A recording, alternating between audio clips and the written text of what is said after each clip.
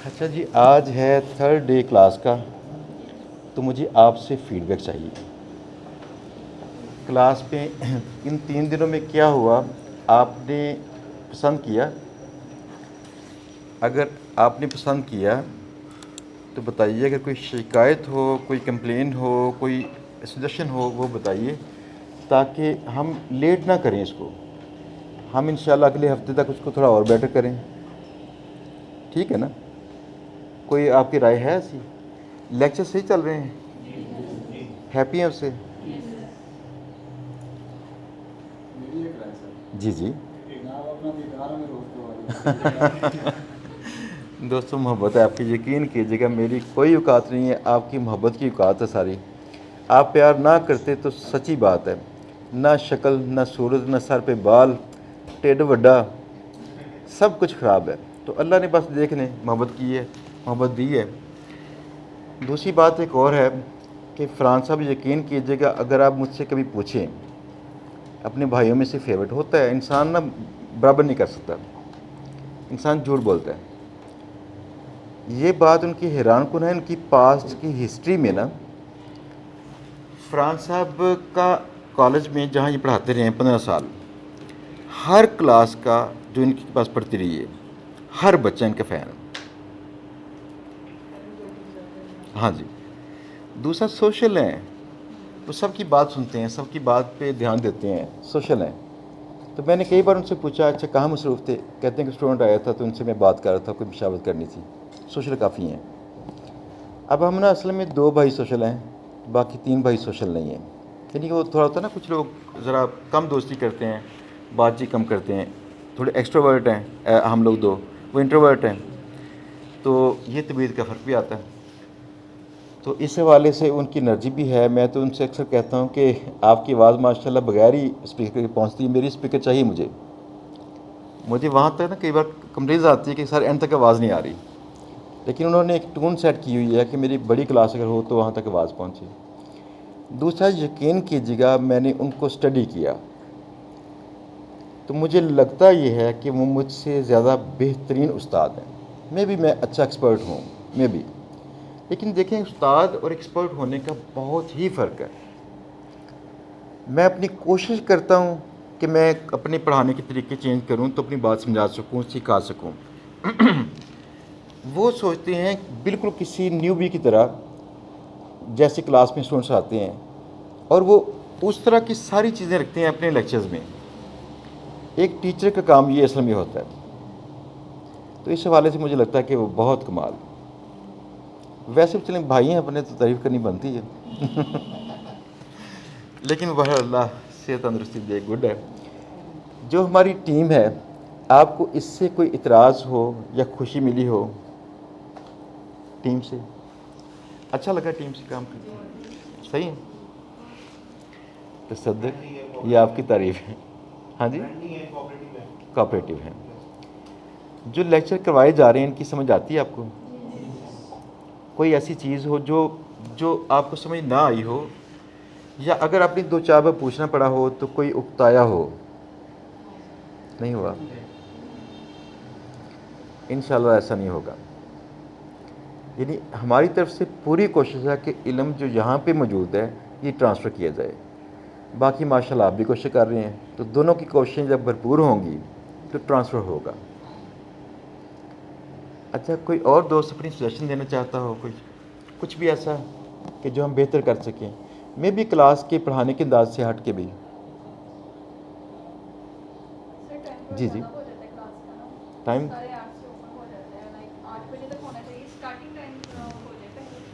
यानी पूरे टाइम पे स्टार्ट कर दें 6 बजे?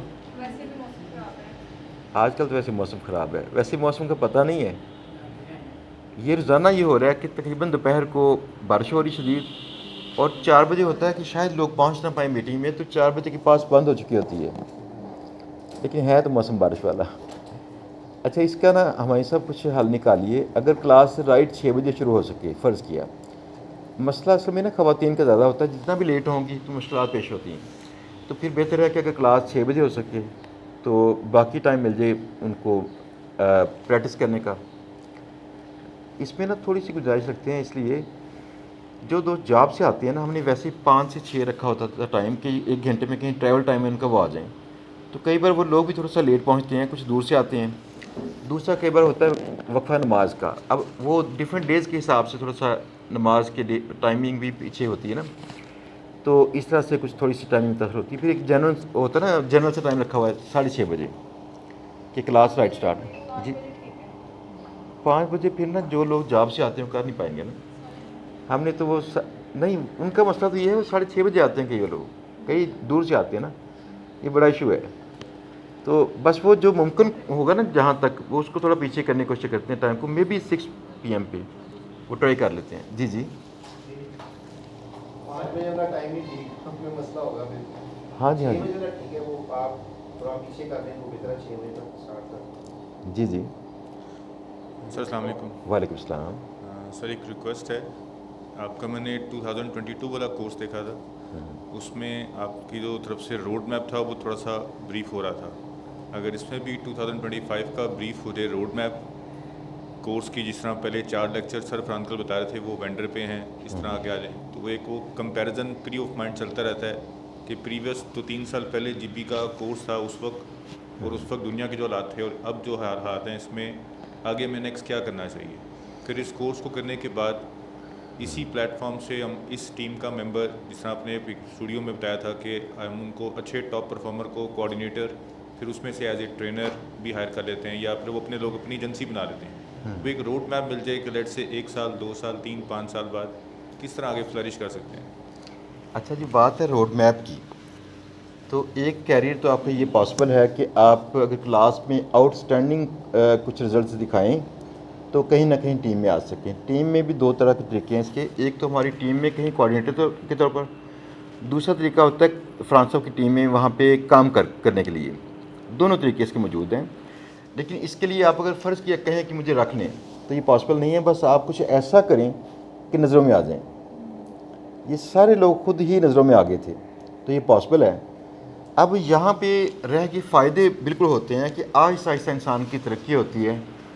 तो अब कल की बात है जो जिसको हम आज करेंगे, सेलिब्रेट करेंगे, तसीना आज हाथ में आ जाए सही, कल की गाड़ी नहीं ले आए वो भी किसी टाइम पे टीम में थे। यहाँ पे टीम में तरक्की करते करते उन्होंने वो ट्रेनर बने, उसके बाद उन्होंने अपनी टीम बनाई हुई थी साथ में। अब टीम ने काम करते करते तो अभी बिल्कुल कल नई गाड़ी ली है और मिले नहीं हमें। तो मसला भी ये है कि इन गाड़ियों की जब हम बातें करते हैं ना, ये बड़ी सारी हो रही हैं गाड़ियाँ, बड़े सारे लोग ले चुके हैं, लेकिन जब हम बातें करते हैं तो जो यहाँ कैमरे के अंदर लोग हैं ना पीछे बैठे हुए, इनको यकीन नहीं आता, कहीं ना कहीं इनकी अपनी नाशुदा ख्वाहिशें होती हैं ना गाड़ियों की, बंगलों की, वो चूँकि पूरी नहीं हुई होती या उनको रास्ते नज़र नहीं आते तो उनको लगता है ये झूठ है, लेकिन ऐसा होता है। इससे मुराद ये है कि अगर फ़र्ज़ किया आप क्लास में कहीं टॉपर रहें तो ये कैरियर भी तो ठीक है कि कहीं ना कहीं टीम के अंदर बैठ के जगह बनाकर उसके अंदर आहिस्ता आहिस्ता मैच्योर होते जाएं। दूसरी साइड पे ये है कि मैं आपको सिर्फ बताऊंगा 5 साल आपका प्लान। 5 साल प्लान में ये है, आप आज जो काम स्टार्ट कर रहे हैं तो सबसे पहले कोशिश कीजिए यूनिक, सस्ती और बेहतर वेबसाइट से डील जितनी ज़्यादा मुमकिन है। ये मैंने पहले दिन भी कहा था कि अगर आपकी इन्वेंट्री बहुत ज़्यादा होगी और बहुत बेहतरीन होगी तो आपकी क्लास के कई लोग या और कई लोग आपके रिसेलर बन जाएंगे। अगर आपके रिसेलर बनेंगे तो आपका बिज़नेस चल जाएगा जल्दी से। दूसरी चीज़, जब भी आप 1 लाख रुपये से ऊपर माहाना बचाना शुरू हो जाएं कमाई में से, तो समझ लीजिए कि आपके पास रास्ते 2 हैं आगे स्केल करने के लिए। या तो बनाइए टीम या कहीं से वेबसाइट्स बाय कर लें। वेबसाइट्स बाय करेंगे तो आपको लग समझ आएगी। मैं आपको सच कह रहा हूँ, मुझे कोई चीज़ समझ नहीं आती और कोई चीज़ जिसमें पैसा इन्वेस्ट किया जाए। इसमें पैसा थोड़ा इन्वेस्ट होता है, साथ में आपने अपनी स्किल और नेटवर्किंग की सलाहियतें इस्तेमाल करनी है। उससे जो वहाँ से रिज़ल्ट निकलता है ना आपकी वेबसाइट से, बहुत बड़ा निकलता है। जैसे मैंने कुछ दिन पहले बात की थी कि चंद शागिर्दों ने एक माह में उसका खर्चा पूरा कर लिया जो साइट पे खर्च किया था, बाकी प्रॉफिट। आप 3 लाख की साइट लेते हैं ना तो माहाना उससे 3 लाख कमाना पॉसिबल है, कोई कारोबार ऐसा नहीं है। ये मैंने 3 लाख उसका एहतियात से बोला है। अगर उसको राइटली इस्तेमाल किया जाए और आपको दाना भी अच्छा मिल जाए, वो 3 लाख की साइट आपको 10 लाख देती होगी। कैसे? आप सिर्फ 3,000 रुपये की गैस पोस्ट सेल करते हो और सिर्फ 100 गैस पोस्ट सेल करें एक माह की, 3 लाख आ गया उससे, आ गया ना। ये 3,000 के रेट पे सेल आसानी से हो सकती है। यानी आप डॉलर में सेल नहीं कर रहे, जस्ट आप उसको रुपीज़ में सेल करें सस्ते, $10 के पास या 11। अब देखिएगा 100 ऑर्डर पूरे कैसे करने होंगे। अगर आपकी स्ट्रॉन्ग नेटवर्किंग हुई आपस में, नंबर 1 आपको चाहिए ऐसा कोई भी शख्स ना हो जो जीबीबी से पैसे कमाता हो और आपके राब्ते में ना हो। जो मिलता है उससे दोस्ती लगाएं। नंबर 2, अगर आपको कुछ लोग मिलें जो कमाते हैं, कम कमाते हैं, कहीं उनके पास बैठ के उनको एम्पावर करना पड़े, मज़ीद एम्पावर कीजिए। कोई चीज़ ऐसी आती हो जो उनको नहीं आती, आपको आती है, सिखा दीजिए। अगर वो लोग ज़्यादा कमाते रहे तो आपकी सेलिंग ज़्यादा करेंगे, ठीक है ना। तो अगर फ़र्ज़ किया सिर्फ 10 लोग मिलके 10 गेस्ट पोस्टें सेल कर पाएँ आपकी वेबसाइट पे एक माह में, तो 3 लाख तो बन गया ना। लेकिन मैं 10 बंदे की बात नहीं कर रहा, मैं कहता हूँ कि आपके नेटवर्क में 200, 300, 400 बंदा होना चाहिए। ये बिल्कुल पॉसिबल है। ये किसी और के लिए पॉसिबल नहीं होगा शायद, कि हम कहाँ से ढूंढें इतने लोग। लेकिन आप काम करने वाले बने सही, आपके तल्लुकात बनवा देंगे हम सारे, ठीक है ना। आपके तलक में तो चले हज़ारों लोग आ जाएंगे, जिनमें से आपको राब्ता मेंटेन करना भी मुश्किल होता है ना, 200-300 बंदे से भी, कि सबके जब बात देने। लेकिन इतने कर लें आप, ऐसे लोग जो आगे सेल कर पा रहे हैं, इतनी कर लें आप। अगर इतनी कर लेते हैं तो सिर्फ इमेजिन कीजिएगा कि अगर रोज़ाना की आप 10 गेस्ट पोस्टें सेल करते हो रोज़ाना की। वैसे कुछ हमारे बच्चे हैं जिनकी रोज़ाना 15-20 हो रही होती हैं। अगर रोज़ाना की 10 गेस्ट पोस्टें करते हो, 30,000 रुपये आपको आ सकता है इस रेट पे एक दिन का, यानी 9 लाख महाना। उसी साइट तो वही है 3 लाख वाली। बस आपने देखना होता है मैं इससे ज़्यादा बेटर सेल कैसे करूं, इसका जूस निकालूं सीधा से। तो जब पैसे आपके पास आ जाएंगे ना 1 लाख रुपये के पास पर मंथ जब आना शुरू हो जाए, उसका बजट निकालना शुरू कर दें।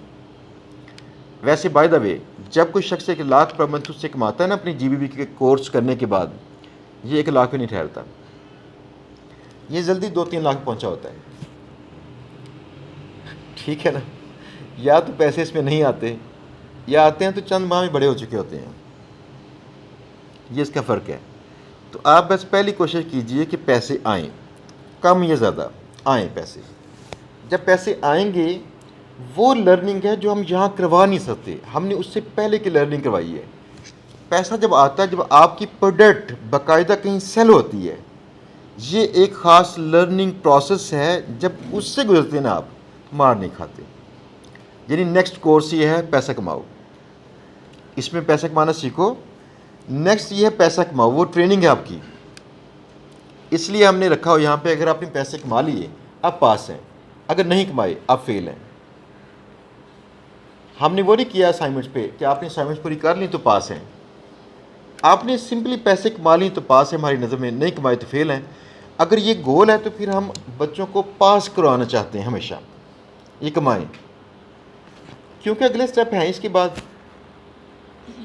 फिर जो इंसान को सलाहियत क्लाइंट दे रहा होता है ना, क्लाइंट खुद आपसे कहता है अच्छा यार ऐसे नहीं ऐसे कर लो, आप कहते हो ये भी तरीका था। छोटी सी मिसाल, मोहम्मद बिलाल हमारे पॉडकास्ट में कहते हैं कि मैंने एक क्लाइंट पकड़ा, उसे $100 की गैस पोस्ट बेच रहा था। दूसरा क्लाइंट भी उसी साइट पे चाह रहा था $100 की गैस पोस्ट, और दोनों की बाई चांस निश सेम थी। दूसरा क्लाइंट कहता है मुझे नहीं भाई, मुझे पैसे मैंने दूंगा $20। तो मैंने कहा भाई मुझे खुद ये महंगी पड़ती है, मैं कैसे तुम्हें दूँ, ये देखो मैंने 100 की दी है उसे। कहते हैं जब ये 100 की दी की मैंने बात की, मुझे $60 कॉस्ट करती है गैस पोस्ट, 100 की बेचता हूँ मैं। एक क्लाइंट ने 100 पे कर दी है और दूसरा 20 देना चाह रहा है। तो आप सुन के परेशान होंगे, यार मुझे तो 60 की कॉस्ट करती है ये। कहते मैंने किया क्या, उसने मुझे कहा यार मुझे इसी में सवार करवा दो, इसी एक पोस्ट में 100 की लग तो रही है ना, यानी सालन रक्षा करवा के ना तो उसमें के और सवारी पे पीछे बिठा लें सेंटर में से कहीं ना, यार मेरे चाचा पुत्र प्लीज़, ठीक है ना। तो वो उसने कहा अच्छा ये भी होता है। तो आइंदा उसने देखा जहाँ जहाँ ये होगा मैं 2 बैकिंग सर करूँगा एक गेस्ट पोस्ट में, किसी को सालम नहीं दूंगा, वो सालम मांगते नहीं है ना, असल में सालम नहीं दूंगा, मैं उससे पैसे लूँगा और 2 लिंक सवार कर दूंगा। ये रीज़न थी कि उन्होंने कहा कि मेरे $6,000 में से $1,000 खर्चा है और $5,000 बचत है। बचत उनकी 5 गुना है, जबकि मैं कह रहा था आप 80% से नीचे रहें बचत में, आसानी से सेल होगी, यानी 100 की चीज़ को 130, 40, 50 पे सेल कीजिए। लेकिन देखें क्लाइंट ने लर्न करवा दिया उनको। दूसरा, आपके अंदर ये कैपेसिटी चाहिए कि आप इतने डीप ऑब्जर्वर हों कि क्लाइंट जो जो कह रहा है उसे सोचें क्यों कह रहा है। इससे जो इल्म मिलेगा ना, यकीन जानिएगा हम दे नहीं पाएंगे, हम कोशिश भी करेंगे नहीं दे पाएंगे। उसकी रीज़न क्या है कि देखें, अगर मुझे फ़र्ज़ किया 25 साल हो चुके हैं इस काम में, मैं उस काम को सारा स्क्वीज़ भी करूं, आधा टाइम खर्च हो जाएगा 12 साल। तो कैसे पॉसिबल है कि 12 साल जितना काम किसी क्लास में हम 3 माह में 2 माह में सिखा सकें। लिहाजा एक उसका बनाते हैं स्ट्रक्चर कि ये सिखाने के बाद फील्ड में भेजो, बंदा फील्ड में जाए सही, आगे फील्ड ही सिखाती है, गिरना उठना भागना दौड़ना सब कुछ, ठीक है ना। तो प्लान में जब आपकी साइटें आ जाएंगी ना, तो आप ये कोशिश कीजिए कि हमेशा अपना 20% के पास पैसा अलग कीजिए, री इन्वेस्ट कीजिए, साथ साथ में जहाँ जहाँ मौका मिलता है। पैसे को कभी भी खाना ना शुरू करें, इसको बांट के खाना शुरू करें। इसको बांटना बेहतरीन होता है, उसको दोबारा री इन्वेस्ट कीजिए। जितने अगर आपने एक साइट एक बाय कर ली है, वो कमाना शुरू हो गई है, उसका पैसा और साइट में लगाना शुरू कर दें। वो काम से पैसे तो आ रहे हैं ना, पैसा पूरा नहीं संभालना पास। मुझे गुरुजी कहते थे एक बात याद रखो, कहते अगर तुम्हारी आमदन 20,000 हो और तुम्हारे घर के खर्चे 5,000 हों तो तुम्हें 15,000 होंगे, तो 5,000 अगर तुम्हें बचता हो पर मंथ, फ़र्ज़ किया बचाना नहीं है, कहते हैं पूरे 5,000 की नई गलती करो। अब मुझे बताइए ज़रा, जो लोग सेविंग करते रहते हैं, हमारे यहीं खाते हैं ना, सेविंग करते करते ज़िंदगी उजाड़ देते हैं अपनी, टाइम पे खाते भी नहीं है। फिर वो यार जो डिज़र्व करते थे, जो अफोर्ड करते थे, उतना नहीं खाते, सेव करते हैं। सेविंग करने वाले पर्सन का रवैया होता है डिफेंसिव, कि यार थोड़ा बचा लो यार, बच जाओ यार, कुछ हो ना जाए। डिफेंसिव जब किसी का बिहेवियर होगा वो शख्स कमज़ोर होता है। तो मार्शल आर्ट में सबसे पहली चीज़ सिखाई जाती है कि बी ऑफेंसिव। इसमें स्पेशली कुछ मार्शल आर्ट के स्टाइल्स हैं ऐसे, जैसे तेक्वांडो के अंदर करते क्या कहते हैं, स्पीड मेजर उनका होता है कि स्पीड से कंफ्यूज करो, ऑफेंसिव हो जाओ, उनको कंफ्यूज कर दो पहले, खुद नहीं कंफ्यूज होना। ऑफेंसिव दिफा नहीं करना जब तक मजबूरी ना बने। ऑफेंसिव से मुराद ये है कारोबार के अंदर, अगर कारोबार पैसा मांगता है लगा दे। मैंने आपसे कहा था ना वैसे बाय द वे कि मेरा लैपटॉप था तो उसने मुझे तंग किया था, तो मैंने उसको एक बार ठीक करवाया, अगले दिन जाके नया ले आया था मैं, पुराना आज तक पड़ा हुआ है। कहा था ना मैंने, बताई थी बात। तो फिर सुने ज़रा, चूँकि दोबारा स्टोरी रिपीट हो रही है इस वक्त, तो मैंने कहा चले आपको बता दूँ प्रायोरिटीज़ का फ़र्क। मेरा पियानो आपने देखा होगा अंदर मीटिंग में, ये पियानो 1,25,000 का है। ये 7 साल मुझे लगे थे बाय करते हुए। मेरा एक माह का खर्चा मिलियंस में होता है, कई सालों से मिलियंस में खर्चा है मेरा सारा। उन मिलियंस में से ये 1,25,000 रुपये कहीं भी हो सकता था, क्या फ़र्क पड़ता है, खर्च कर लेता, कोई मसला नहीं था, पैसे पास भी थे, नहीं लिया। 7 साल के बाद जाके अपने आप को बोनस दिया था। ये मेरी लग्जरी थी, मेरी अल्टीमेट नीड नहीं थी। इसलिए इससे पहले मेरे पास सिर्फ 25,000 का पियानो था, पुराना सा 99 मॉडल। जबकि आपको शायद इल्म ना हो कि मेरी फ़र्स्ट प्रायोरिटी मौसीकी है। क्योंकि लोग पसंद नहीं करते तो मैंने इसको एज ए कैरियर ज्वाइन नहीं किया। तो इतनी फ़र्स्ट प्रायोरिटी अगर होती, फ़र्स्ट पैशन मेरा होता, तो फिर क्या होता? मैं तो इस पर खर्च करता, लेकिन मैंने चूँकि लग्जरी रखी है अपनी, तो मैंने इस पर खर्च नहीं किया। दूसरी बात, ये भाई लोग जो है ना, मुझे मेरे ख्याल में टोटल पड़ा था शायद 7 लाख कुछ में। मेरे फ़ोन ने 2 बार सिर्फ ख़राब हुआ और मैंने यहाँ से ठीक करवाया। मुझे जाना था बाहर कहीं, मैं बाहर गया तो फ़ोन तंग कर रहा था मुझे। मैंने इस फ़ोन कैसे रखा, स्टोर पे गया, नया ले लिया। कितने का था? 7 लाख का। मेरे लैपटॉप ने मुझे सिर्फ एक बार तंग किया, तो मैंने इसे ठीक करवा लिया। जैसे ही दूसरी बार उसने तंग किया, तो मैंने वो लैपटॉप, मेरी वो 5 साल से मेरे पड़ा, मेरे पास डेड हो चुका है, बेचा भी नहीं है पुराने को ना, जो भी था रख दिया बस ऐसे ही, उसकी कब्र खोदनी है। मेरे पास दूसरा मैकबुक था जिसने मुझे 1 हफ्ते से जलील कर दिया। तो मैं कल परसों से अपने बच्चों के पीछे पड़ा हूँ इसको तौफीक के रिजवान के कि यार मुझे ला दो नया लाना। अब शायद आज वो ला देगा, ये कल नया आ जाएगा, आपके सामने दूसरा पड़ा रहेगा। ये मेरे कारोबार का खर्चा है, मैं 1 मिनट नहीं लगाऊंगा इस पर खर्चे से पीछे हटते हुए। अगर वो खर्चा मेरी लग्जरी का हुआ तो मैं 7 साल सोचूंगा। प्रायोरिटी का फ़र्क है। अगर आपके घर में एक कमाऊ पूत है तो उसके पराठे को बेटर होना चाहिए, चाहिए ना भाई, सेवा करता है। हमारे यहाँ पे मशहूर बात है कि अजब असूल है मकतबे इश्के, उसको छुट्टी ना मिली जिसने सबको याद किया। हमारे यहाँ पे जो घर से ही पालता है उसको नहीं घर में ध्यान करते, तो उसको तो चाहिए पराठा अच्छा होता।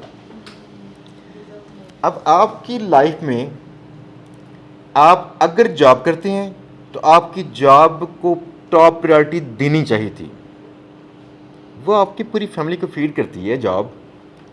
अगर आप कारोबार करते हैं तो टॉप प्रायोरिटी उसको जाना चाहिए थी। ये कमाऊ पूत थे, लेकिन आप देखिए कि हम भी ऐसा करते हैं, अपने कमाऊ पूत को ना कहते हैं अच्छा कहीं पैसे रोड़ ना जान, थोड़े बचा लें। यार ऐसा करो, पैसे आते हैं प्रॉपर्टी बना लो। 3-4 दिन पहले ना मेरे दोस्त एक हैं यूट्यूबर हैं, तो इन्होंने कहा, इन्होंने अपनी गाड़ी बेच दी है। गाड़ी इनके पास महंगी थी, अच्छी थी, तो गाड़ी के बगैर ज़िंदगी बड़ी तंग करती है, इंसान को आदत पड़ी हो ना। बड़े परेशान थे, तो कहते हैं भाई मैं तो जलील हो गया हूँ। मैंने कहा क्यों, आपने क्यों गाड़ी बेची? कहते हैं यार कमर्शियल प्रॉपर्टी थी, तो एक दोस्त यूट्यूबर हैं उन्होंने लिया, तो कहते हैं यार मिल के ले लेते हैं, तो हमारी औकात से महंगी थी। हमने कहा चलो बड़ी चीज़ लेनी होती है, ऐसे करना पड़ता है ना, चलो कोई चीज़ बन जाएगी। वो चीज़ बनाने के बाद कहते हैं हमने पैसा वहाँ सारा पुट किया दोनों ने, तो खुद आजकल रोटी से भी तंग है। तो मैंने कहा कि अगर आपका लम्हा मौजूद अच्छा नहीं गुजरा तो आपके कल का तो कोई पता ही नहीं है क्या होना था क्या नहीं। एक और बात यह है, अगर तो आप जायदाद बनाते हो ना, आप यकीन जान लो कि आपके जो अगली नस्ल है इसके 90% चांस लड़ाई करने के हैं, लड़ाइयाँ करेंगे आपस में, ऐसे ही है ना। अगर आप जायदाद मत बनाइए, आप उन पे खर्च कर दीजिए, आप चेक कीजिएगा कि उनकी लड़ाइयों के चांसेस कम हो जाएंगे। उनको पता होगा हमें चीज़ नहीं मिलनी ऐसे, हमें करना पड़ेगा। अगर करना पड़ेगा तो काबिलियत भी आएगी। दूसरा ये नहीं भाई भाई क्यों काटे, ऐसा नहीं होगा। तो आज आप जो अपना लम्हे मौजूद ख़राब करके सेविंग करते हैं ना, वो कल को नस्ल ख़राब करती है पूरी। वैसे किसी को पता है, ये बड़े जो ख़ानदान थे बिज़नेस वाले, आज से कोई 30-40 साल पहले बड़े मशहूर ख़ानदान थे, पाकिस्तान के टॉप 10, इनके साथ क्या बीती है? जो टॉप 10 थे ना, इनमें 2-3 ख़ानदान पीछे रह गए हैं, जिन ख़ानदानों के ना बच्चे कहीं ना कहीं कारोबार सीखते रहे और करते रहे, तो वो थोड़ा सा रवायत तोड़ दी इन्होंने। वरना अक्सर होता है कि तकरीबन 2 नस्लें गुजारने के बाद ना तीसरी नस्ल लाजमी आती है जो ख़राब करती है शक्ल में। तो अक्सर लोग कहते हैं कि हमारी नस्ल में एक नस्ल छोड़ के एक नस्ल आती है, एक बनाती है दूसरी उजाड़ती है, लेकिन सचमुच ये सही उजाड़ने वाली नस्ल आती है 2 नस्लों के बाद। तो उनके केसेस में ऐसा हो गया था। वो इतने अमीर आदमी थे, इतने अमीर लोग थे कि हद थी। तो उनकी सारी फैक्ट्रियाँ सब बांटी गई, भाइयों ने भाइयों पे गन्ने तानी थी, बड़ा कुछ हुआ था। तो तो इससे मुराद है फ़र्ज़ किया हम बिज़नेस को प्रायोरिटी देते, री इन्वेस्ट करते तो क्या होता। फिर बताऊँ क्या होता। 150 साल पहले बाटा बना था। 150 साल पहले इन्होंने जितना पैसा कमाया तो प्रायोरिटी पे दोबारा इन्वेस्ट किया, उसको दुनिया तक फैलाया, ना कि अपनी पर्सनल चीज़ें बनाई। हम ज़्यादा ये करते हैं कि जो ही पैसा कारोबार देता है तो कारोबार में पैसा रखने की बजाय अपने पर्सनली इस्तेमाल में ले आते हैं। उससे कारोबार में रखेंगे ना, वो फैलाव का शिकार होगा, फैलाव में आएगा तो और पैसा देगा, फिर नस्लें खाएंगी। अब देखें उनकी नस्ल तो जो ये शायद जॉर्जिया था, ये कौन सा कंट्री था यूरोप का जहाँ से शुरू हुआ ना बाटा, तो उनके तो नस्ल कभी आती भी नहीं यहाँ पे। 150 साल में उनकी 5वीं नस्ल पैदा हो चुकी होगी, ठीक है ना। 30 साल का लगाएंगे अगर 5वीं नस्ल, तो 5वीं नस्ल उनकी खा रही है, पैसा जा रहा है। वजह ये थी कि बिज़नेस अपने ही बिज़नेस निकाल के पैसा उसको पर्सनल अकाउंट्स में कम से कम लेके आए ज़रूरत के तहत। तो आप जब ये काम करें, कुछ कमाना शुरू करें, तो कोशिश कीजिए कि आप जो पैसा कमाएंगे उस पैसे में से हत्तल इम्कान इन्वेस्ट कीजिए। आपको खुद से ही समझ आ जाएगी कि मैंने पैसा कहाँ लगाना है, बस काम के अंदर घुस जाइए। आपकी बात आ गई थी नहीं, पीछे एक दोस्त बैठे हैं, उन्होंने भी कहा था ना। अस्सलाम वालेकुम। वालेकुम अस्सलाम। सर जैसे आप बोल रहे थे कि कुछ लोगों ने जॉब से आना होता है तो वो लेट हो जाते हैं, तो कुछ लोग ऐसे भी हैं जैसे मेरे जैसे जिन्होंने यहाँ से जॉब पे जाना भी होता है। तो ओहो, नाइट मेरी शिफ्ट। मेरी टाइमिंग जो शिफ्ट है वो 6 से स्टार्ट होती है, तो बड़ी मुश्किल से मैंने 2 घंटे का टाइम मार्जिन लिया था, जो कि अब मैं 9 बजे तक जा रहा हूँ, तो मुझे थोड़ा सा प्रॉब्लम हो रहा है। अगर आप 2 घंटे के अंदर क्लासेस अरेंज करवा दें तो वो बड़ी मेहरबानी। नहीं, मसला तो ये है कि अगर तो थोड़े लोग होंगे ना जिनका ये मसला है, हम तो यहाँ भी होते हैं, हम देखते हैं अक्सरियत कि जहाँ पे ना मोस्टली लोगों को क्या फेस करना पड़ रहा है। तो मोस्टली लोगों को ना जॉब उनकी चूँकि 9 to 5 चलती है, फेस करना पड़ता है, लेकिन कोशिश करते हैं कि ये वही टाइम 6 बजे तक पहुँच जाए कहीं। वो सब बताते हैं इंशाल्लाह आपको ना, तो 6 से 8 तक हो जाए। असल में इससे पीछे नहीं लेके आ सकते, फिर ना अक्सर लोग मिस हो जाएंगे इसमें से, क्लास में से। तो ये चंद दिन इसके हैं, जैसे ये 12 दिन गुजार के वैसे आपको सूट करेगा, बाकी सबको सूट नहीं करेगा। भला कैसे? इंटर्नशिप होगी डे टाइम में, कितना फ़ायदा है।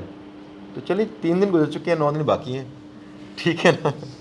अच्छा जी, सारे दोस्त जो यहाँ पे बैठे हैं, इन सारे दोस्तों की कोई राय ऐसी हो, अगर कुछ बात करना चाहें तो, चूँकि मुझे अभी फ्रांस साहब का मैसेज भी पहुँच गया है कि उनकी क्लास थी, तो मैंने सेंटर में थोड़ा सा टाइम चोरी किया था कि पता करूं क्या बन रहा है, क्या अपडेट्स हैं, तो लेक्चर लेट ना हो, इसलिए मुझे यहाँ से निकलना पड़ रहा है। आप दोस्त अगर बात करना चाहें तो आप अपना मैसेज पहुँचा दीजिएगा तसद्दुक़ साहब के पास, हमायूं साहब के पास, जैसे कहेंगे, या इंशाल्लाह ये नेक्स्ट वीक में जैसे ही हम आएँगे तो मैं थोड़ा सा टाइम चोरी करता हूँ इनकी क्लास में से, ताकि गप्पे लगाएँ। हाँ जी कोशिश करते हैं ज़्यादा ले, ऐसा कर लेंगे कुछ थोड़ा सा। जिस दिन आप इजी होंगे ना, हम लेक्चर पूरा करने के बाद कुछ टाइम स्पेंड कर लेंगे, जैसे आप इजी होंगे ऐसा कर लेंगे, ताकि लेक्चर ना रुके। देखिए मेन तो वो चीज़ है, वो सफ़र ना ख़राब हो हमारा। नहीं दोस्तों, बहुत शुक्रिया, बहुत शुक्रिया। अल्लाह आप पे रहमत करे।